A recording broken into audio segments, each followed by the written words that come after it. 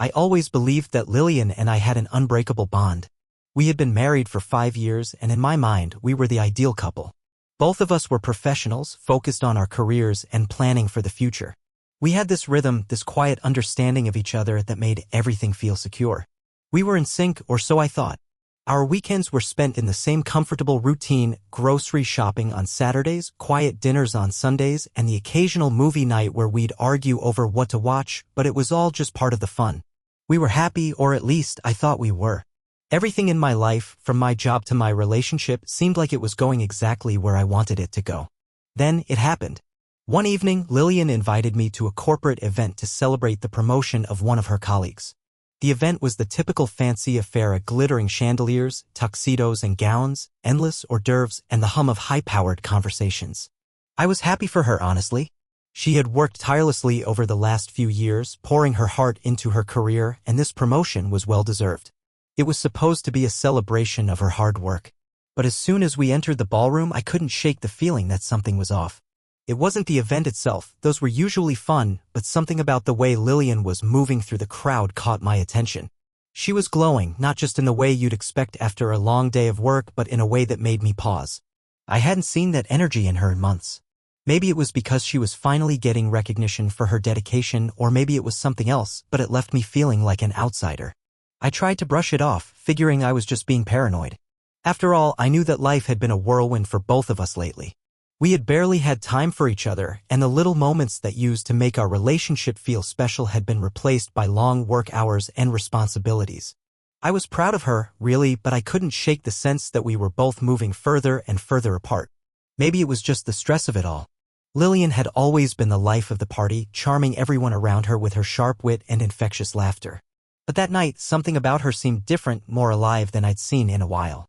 I caught glimpses of her laughing in the corner of the room, surrounded by a group of people. Her eyes were wide with excitement, her smile so genuine it seemed to light up the entire room. But there was one thing that struck me. She was laughing with a man I didn't recognize. At first, I figured it was just a colleague from her team, but there was something in the way they were talking that made me pause. She had always been friendly with her colleagues, but this felt different. Her laugh wasn't the polite, obligatory one she used when chatting with coworkers. It was a real, unrestrained laugh, the kind she only gave when she was completely at ease, when she was having fun. Her eyes were sparkling, and I noticed a hint of flirtation in the way they interacted, even though they were both just standing there casually. There was an ease between them, a familiarity that I hadn't seen before. And it hit me then, why hadn't I seen this man before? Who was he? I tried to shake off the sudden wave of unease and went to get a drink, hoping the moment would pass. But every time I looked back, I couldn't stop watching them. They seemed so at ease with each other, the kind of chemistry that was unmistakable. The conversation was flowing easily between them, and I couldn't help but wonder, was this just a friendly work relationship, or was there something more? I tried to push it out of my mind. Maybe I was just tired. Maybe I was overthinking it. But then it happened. I watched as they shared a kiss on the cheek, just a quick one, but it felt like the world stopped for a second. In that brief moment, something in me snapped. My heart dropped, a heavy, cold feeling washing over me. I didn't know what to make of it, but the sensation was undeniable. It wasn't the kiss itself, it was the way it happened, the ease of it. I couldn't remember the last time Lillian had kissed me like that. It was like they had an unspoken connection that I wasn't a part of, and in that moment, I felt like a stranger in my own life. I stood there frozen, caught in the moment, my eyes fixed on the two of them as they said their goodbyes. The man walked away and Lillian turned to look in my direction. When her eyes met mine, I could see her expression shift in an instant. Her smile faltered just for a second and her gaze dropped to the floor before she quickly rushed over to me. "James? I didn't see you," she said, her voice overly bright, like she was trying a little too hard. "That was just Peter, a colleague from the marketing department. You've met him, remember? He's just a good friend. We've worked together for a while now. It's nothing, really." Her words were quick, almost too quick, as if she was trying to reassure me, but the way she said it left me with more questions than answers. She didn't notice the way I had stood there, watching her with him, or the way I had felt that sharp sting in my chest. I couldn't put my finger on it, but something was different. Something had shifted, and it felt like a line had been crossed, one that I couldn't unsee, no matter how hard I tried.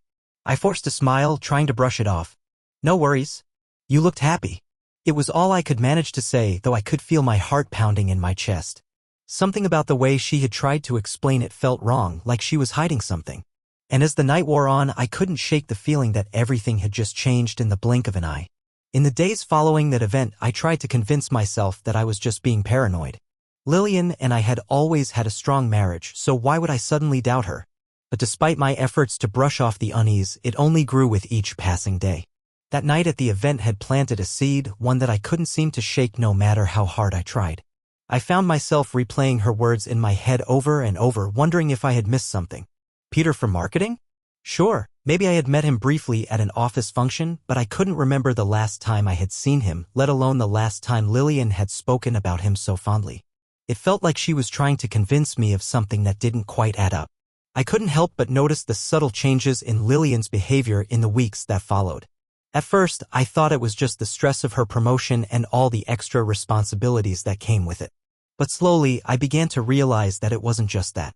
She was pulling away from me in little ways, like a subtle drift that I couldn't quite place but felt in every conversation we had.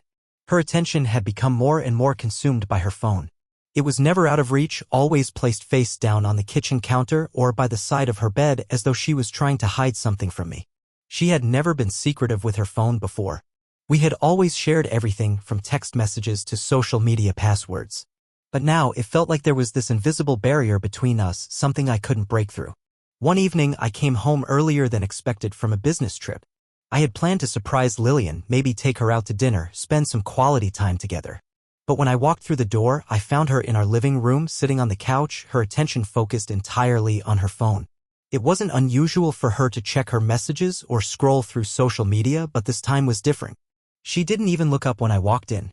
It was as if she hadn't even noticed I was there, as if I were invisible. "Hey, honey," I said softly, hoping to get her attention. She looked up for just a moment, barely acknowledging me before returning her focus to the screen. "Oh, hey," she replied, her voice distracted. "I didn't know you were back. How was the trip?" I could tell by the tone of her voice that something was off. There was no excitement, no warmth. It was as though she had forgotten I was even in the room. I set my bag down and walked over to the couch, sitting beside her. I waited for her to say something more, anything, but all I got was the sound of her tapping on her phone, the glow of the screen illuminating her face in the dim light. "Lillian," I said, trying to sound casual, "you okay?" She sighed and put the phone down, glancing at me with an expression I couldn't quite place. "Yeah, I'm fine. Just tired." But she didn't seem tired. She seemed distant. More distant than I had ever seen her before. I wanted to ask her what was going on, but I didn't know how to phrase it without sounding accusatory. After all, maybe I was just imagining things. Maybe the stress of her promotion was getting to her and I was overreacting. The next few days only made the situation worse. Lillian was spending more time at work, often staying late to meet with clients or finish up projects. I didn't mind at first, I understood the demands of her job. But soon I began to notice a pattern. She was staying later than usual, even on weekends. When I asked her if she wanted to go out for lunch or spend some time together, she would always make an excuse. "I have a meeting, James. I'll be home later." And when she came home, it was always the same, her phone still face down on the counter, her eyes glued to the screen. Every conversation felt forced, like we were speaking just to get through the motions. She would talk about her day, but it was always surface level. There was no depth, no connection, and every attempt I made to spark a real conversation seemed to fall flat. I began to feel like we were two strangers living in the same house, passing each other in the hallways without ever really seeing each other. One night, I decided to take a step I never thought I would. I went through her things.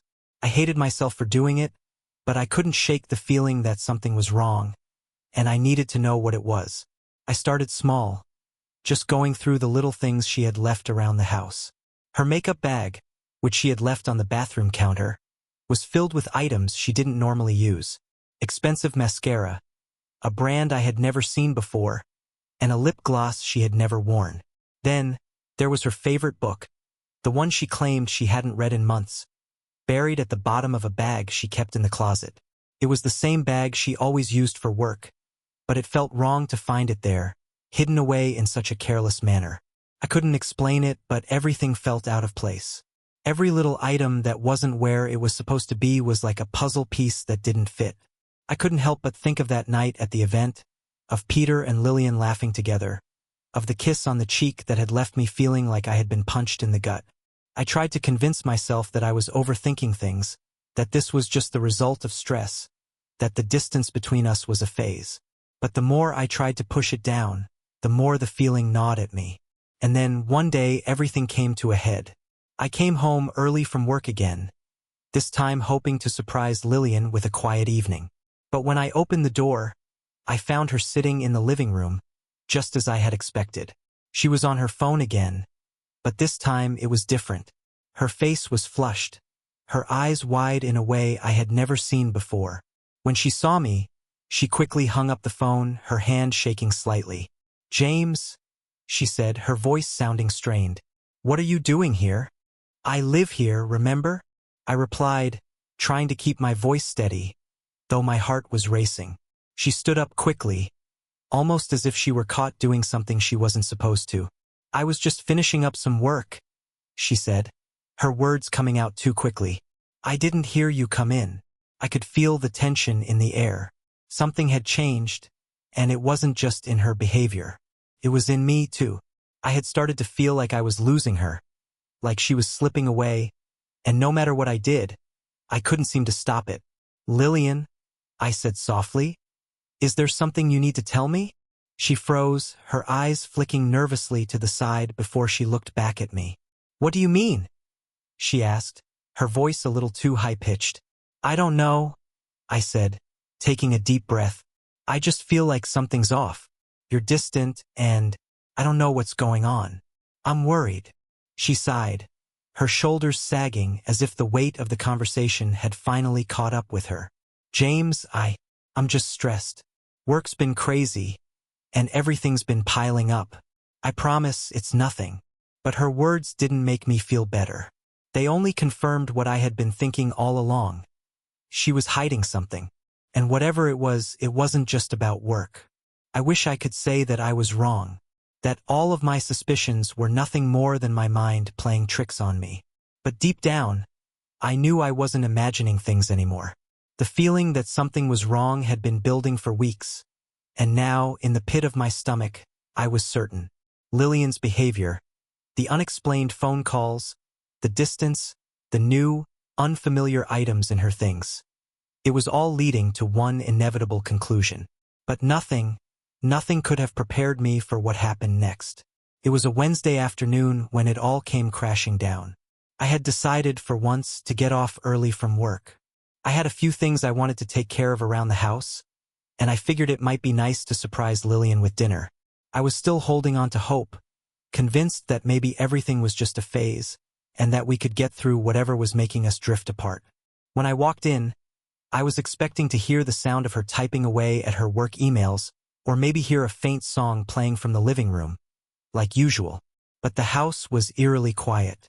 I called out to her, but there was no answer.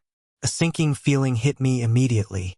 I walked through the kitchen, noticing the dishes still sitting in the sink. Another sign that things weren't as normal as they used to be. And then I heard it, a faint voice coming from the bedroom. I froze for a second, my mind racing. Lillian? Couldn't be. She was supposed to be at work, or so she had told me that morning. But I wasn't prepared for what I found when I walked into the bedroom. Lillian was sitting at her desk, her back turned to me, talking to someone on her phone. But it wasn't just a casual conversation, her tone was hushed, more an asterisk mate than I had ever heard her speak with anyone. She was speaking in a way that wasn't the Lillian I knew, not the woman I had married.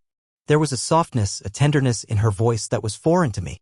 At first, I couldn't hear the other voice on the line. But then I heard a laugh that didn't belong to me. A man's laugh. A laugh that made my blood run cold. I took a slow step forward, my heart racing in my chest. My stomach churned as the pieces began to fall into place. I didn't know who this man was, but I knew one thing for certain: this was more than a friendly work relationship. This wasn't just stress or a phase. This was betrayal. I stood there, rooted to the spot, listening to the conversation unfold. "I miss you too," Lillian said softly, and I could hear the affection in her voice. "I know, I can't wait either." The words hit me like a punch in the gut. Every part of me wanted to confront her right then and there, to storm into the room and demand answers. But I knew that wouldn't help. Not yet. I needed the truth. I needed to see the evidence for myself, so there would be no denying it. As if sensing my presence, Lillian's voice faltered. "James?" she asked, and in that single word I could hear the panic rising in her throat. She turned to face me, but it was too late. The look in her eyes told me everything I needed to know. She knew I had heard. I didn't move. I didn't say anything for what felt like an eternity. I simply stared at her, trying to process what I had just overheard. There was no pretending anymore. The illusion I had been holding onto for weeks shattered in that moment. She had been seeing someone else, someone she was obviously close to. Someone who wasn't me. James, she started, but her voice was trembling now and I could see the tears welling up in her eyes. It's not what it sounds like. Please, just let me explain. I held up my hand to stop her. Explain. I repeated, my voice sharp. There's nothing to explain, Lillian. I heard everything. You miss him, you can't wait to see him again. My voice cracked as I said it. How long, Lillian? How long has this been going on? She opened her mouth, but no words came out. For the first time in our entire marriage, she was speechless. The guilt was written all over her face. She had no defense, no excuse that would make this okay. I didn't mean for this to happen, she said finally, her voice barely above a whisper. It just happened. I wanted to scream at her, to demand answers, but I couldn't. I was numb. My heart was breaking, and there was a part of me that felt like I was floating outside of my body, unable to make sense of what was happening. What do you mean it just happened? I asked, the anger starting to rise in my voice. You think I'm stupid? This isn't some accident. You've been lying to me, sneaking around behind my back, and now you expect me to just forgive you. She shook her head, tears streaming down her face. I never wanted to hurt you, James. I love you, I do. But I just got so caught up in everything. Work was hard, and then this guy came along. And he made me feel special. I thought I could handle it. Handle it? I repeated, my voice rising. You thought you could handle it? You thought you could betray me, betray everything we built, and still keep it hidden? This isn't just some mistake, Lillian. You've been having an affair. And now you're trying to justify it with excuses. She collapsed into a chair, her hands shaking as she wiped her eyes. I don't know what to say. I don't know how it got this far. It wasn't supposed to be like this. I stood there, staring at her, my heart breaking with every word she said. I had never felt so utterly lost in my life. I had built my entire world around her, around us, and now it was all crumbling down in front of me. I don't know how we can move forward from this, I said, my voice hollow. You've broken my trust, Lillian. And I don't think I can ever get it back. She looked up at me, her face a mask of regret and sorrow. Please, James? Please don't say that. I made a terrible mistake, but I want to fix it. I want us to work. But it was too late. The damage was done. The love I had for her, the trust we had built, had all been shattered in an instant. I had caught her in the act, and now there was no pretending anymore. Do you even understand what you've done? I asked, my voice breaking. You've destroyed everything. You've destroyed us. And with those words, I walked out of the room, leaving Lillian sitting there, alone with her guilt. The next few days were a blur. I couldn't bring myself to look at Lillian, let alone talk to her. The pain I felt was so sharp, so raw, that it consumed every inch of me. The betrayal was not just about the affair, it was the years of love, trust, and companionship that I felt had been stolen from me. Everything I had believed in was a lie. I could hardly breathe, let alone face the woman who had once been my everything. For the first time in years, I felt completely and utterly alone. Lillian spent most of the next few days trying to apologize. She would text me, call me, trying to reach out in any way she could. Her messages were full of regret, remorse, and empty promises to change. But I couldn't bring myself to respond. I needed space. I needed to process everything that had happened, to figure out what I was going to do next. I didn't know what to say to her. I didn't know if I even wanted to save our marriage. She had destroyed the one thing I had trusted, and I didn't know if I could ever look at her the same way again. It was on the fourth day after the confrontation that I made a decision. I couldn't keep living in this suffocating haze of pain and confusion. I had spent so many years making Lillian's dreams my priority, pouring myself into our life together, sacrificing my own ambitions for the sake of our marriage. But now it felt like I had lost myself in the process. I had been so consumed with her career and our future as a couple that I had forgotten about my own passions, my own needs. That was the moment I realized I couldn't wait for her to fix things. If I was going to move forward, I had to take control of my own life. I had always loved art. When I was younger, I had spent hours drawing and painting, losing myself in the creative process. But somewhere along the way, I had let go of that passion. Life had gotten in the way, work, responsibilities, trying to keep our home and relationship in balance. But now, with the weight of everything that had happened, I realized that I had to find something for myself. I needed to rediscover who I was outside of being Lillian's husband. So I picked up a paintbrush. At first, it was just an escape. I found an old canvas in the attic and began to sketch. It felt good to let the emotions out, to express what I couldn't put into words. I didn't think it would lead to anything serious, but soon enough I found myself investing more time in my art. The hours flew by as I painted, my mind completely absorbed in the process. It was a relief, a way to channel the storm of emotions inside me. But it wasn't just the act of painting that changed me, it was what it represented. For the first time in years, I was doing something for myself. I was no longer just focused on keeping my marriage intact or supporting Lillian's career. I was focusing on me, on my own needs, on what made me happy. As the weeks passed, my art started to improve. I took some of my paintings to local galleries, showing them to anyone who would listen. And to my surprise, people took notice. The gallery owners were impressed with my work, and soon enough, I was invited to show my paintings at an upcoming exhibition. The recognition felt good, but more than that, it felt empowering. It was proof that I had value outside of my relationship with Lillian. And then one evening, my work caught the eye of someone who could take my art to the next level. I had been working late on a new painting when I received a call from an art dealer in the city. He had seen my work at the exhibition and wanted to talk about a potential collaboration. I was stunned. The opportunity was huge. This was a chance to expand my reach, to take my art beyond the small local galleries and into larger, more prestigious venues. The deal was everything I had been dreaming of: the recognition, the financial stability, the chance to make a name for myself in the art world. It was my big break. I couldn't believe it. Everything was falling into place, just as my life with Lillian had begun to unravel. For the first time in months, I felt like I was standing on solid ground. I had found my purpose, my passion. It was something that no one could take away from me, not even Lillian. When I told her about the offer, I wasn't sure what I expected. Part of me thought she might be proud of me, that she might see this as a positive change in my life. But when I told her, her reaction was not what I had anticipated. She was silent for a long moment, her eyes fixed on me, and I could see the jealousy and bitterness creeping into her expression. She had always been the one who got the accolades, the promotions, the recognition. She was the one who had worked so hard for success. But now here I was, on the verge of getting everything I had ever wanted. And it made her uncomfortable. "James," she said finally, her voice tight, "that's great. I'm happy for you." But the words didn't sound genuine. They felt empty, like she was forcing herself to be supportive. I could tell she didn't mean it. It was clear that she wasn't happy for me. She didn't want me to succeed, at least not in a way that made her feel overshadowed. That moment solidified something in me. I wasn't going to wait for her to validate my success, to tell me I was worth something. I had already proven that to myself. I didn't need her approval anymore. I had spent too long trying to make her happy, trying to make our marriage work when it had become something toxic. And now, for the first time in a long time, I was focused on me.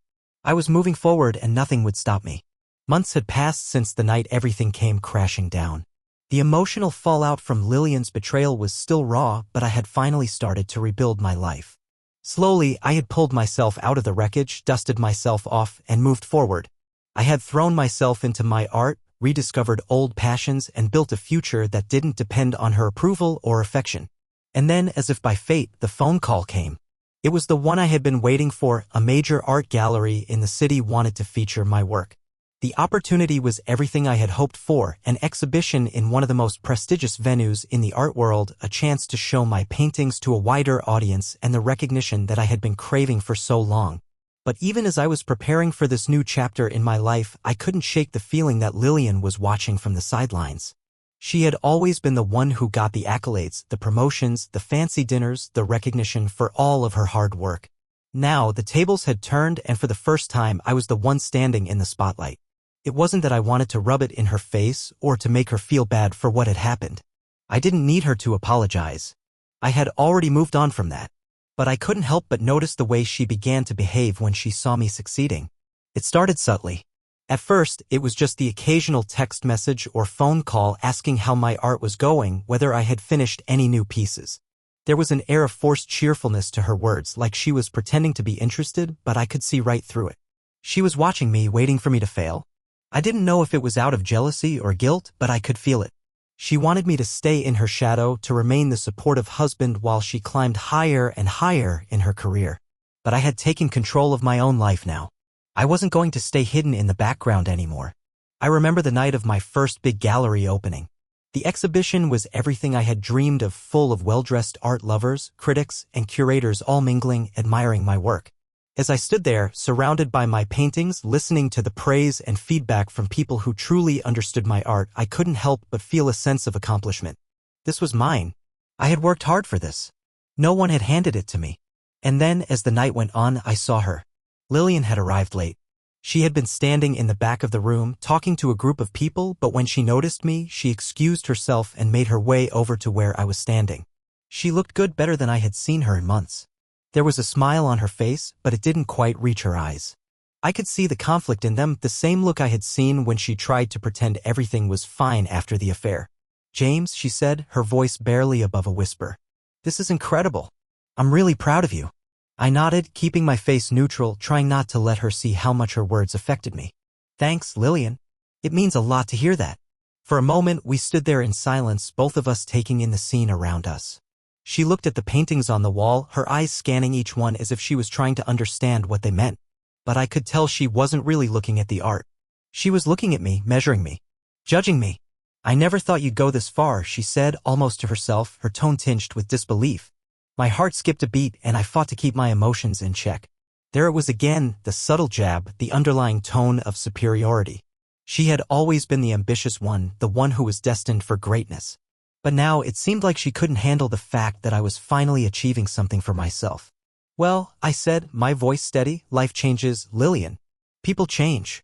Her eyes flickered with something, regret, maybe, or even fear. She wasn't used to this. She wasn't used to seeing me succeed in something that didn't revolve around her or her career. She had always been the center of our world, the one who called the sh*ts. But now, for the first time, I was in control of my own future. I had built my success from the ground up, and nothing she said could take that away from me. "I don't want you to think that I'm not happy for you, James," she continued, her voice softening. "I am. It's just, I never thought I'd see the day when you'd be doing something like this. You were always so focused on my career, on making sure everything went right for me. She paused, taking a deep breath. "I guess I just never realized how much you had to offer." I blinked, surprised by her words. There was an honesty in her voice that I hadn't expected. For the first time in a long while, she seemed vulnerable, like she was letting go of the facade she had carefully constructed. "I didn't realize either," I said quietly. "But I'm figuring it out now." Lillian didn't respond at first. She simply looked at me, her expression unreadable. And for a brief moment, I saw something in her eyes that made my heart ache, a mix of admiration and envy. She had always been the one in the spotlight, the one who was praised for her achievements while I stood quietly beside her. But now, the roles had reversed. And I could see that she didn't know how to handle it. "I think I should go," she said after a long pause, her voice distant. "I don't want to interrupt." Before I could say anything, she turned and walked away, disappearing into the crowd. I stood there, watching her leave, a strange mix of emotions washing over me. There was a part of me that wanted to reach out to her, to tell her that everything would be okay, that we could still salvage what was left of our relationship. But I knew deep down that it was too late. The trust had been broken. The foundation of our marriage had crumbled. And no amount of success or accolades could fix what had been destroyed. The night wore on, and I found myself surrounded by people who appreciated my art, who admired what I had created. But there was an emptiness inside me. Even with all the praise, all the attention, I couldn't shake the feeling that something was missing. Lillian had been my world for so long, and now I had to let go of that. But as the night came to an end and I stood alone in the gallery, I realized something important. I didn't need her acknowledgement anymore. I didn't need her to validate my success. I had done this on my own, and that was enough. Months had passed since the gallery exhibition, and my life had transformed in ways I hadn't anticipated. My art career was flourishing, and I had begun to find a sense of purpose and peace that I had lost for years. But even as I built a new life, Lillian lingered in the back of my mind. I had moved forward, but the echoes of our past continued to haunt me. Then, one afternoon, I received a text from her. "Lillian, can we meet? I need to talk." My heart skipped. It had been months since we'd last spoken, and a part of me wondered what she could possibly want now. What was there left to say? But I agreed. I knew that, whether I wanted closure or not, I had to face this moment. I had already begun to heal, but I needed to put this chapter to rest. We met at a quiet cafe downtown, a place where we had shared many conversations over the years. She looked different, more subdued, almost fragile in the way she carried herself. The confident woman I once knew seemed to have faded away. She sat down across from me, her hands clasped tightly together on the table. "James," she began, her voice tentative, I don't know where to start.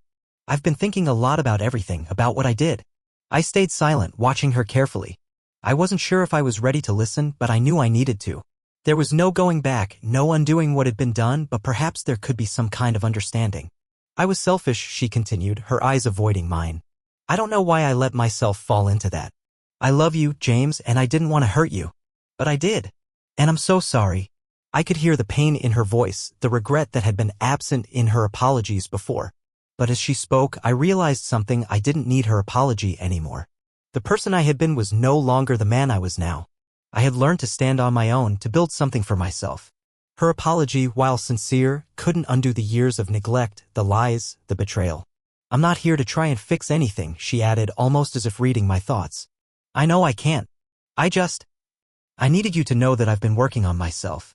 I've been in therapy, trying to understand why I did what I did. And it's been hard, James. But I want you to know that I'm sorry. And I hope you can forgive me someday. I sat back in my chair, processing everything she had said. A part of me wanted to forgive her, wanted to say the words that would ease her guilt. But I knew I couldn't. Forgiveness wasn't something I could offer her yet, maybe not ever. You've made your choices, Lillian, I said, my voice steady, and so have I. I don't need to carry this anymore. She looked at me, eyes filled with a mix of sorrow and understanding. There was no anger in her expression, no more defensiveness. She had come to terms with what had happened, just as I had. But the difference was that I had moved on. I had a future now that didn't involve her. She nodded slowly. I understand. I'm not asking for you to take me back.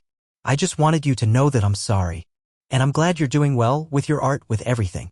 You deserve that. The conversation lingered in the air between us, but it wasn't painful. It was, in a strange way, a release. I could see the finality in her eyes, the same sense of closure that I had been searching for. We both had our separate paths now, and though our histories would never be erased, they no longer defined us. I think this is goodbye, she whispered, standing up slowly. Goodbye, Lillian. And that was it. She left, and I stayed in the cafe for a while longer, staring out the window at the passing traffic. I had faced my past, and I was ready to continue moving forward. It wasn't long after that encounter with Lillian that I found myself at a crossroads. My art career had taken off, and my life had begged *end to settle into something more fulfilling. But as I walked away from my past, I had one final encounter with her that would be the true test of how far I had come. Months later, I was at an art event when I spotted her across the room. Lillian stood by a group of people, her posture more confident than the last time I saw her. She caught my gaze, and for a moment, we simply stared at each other.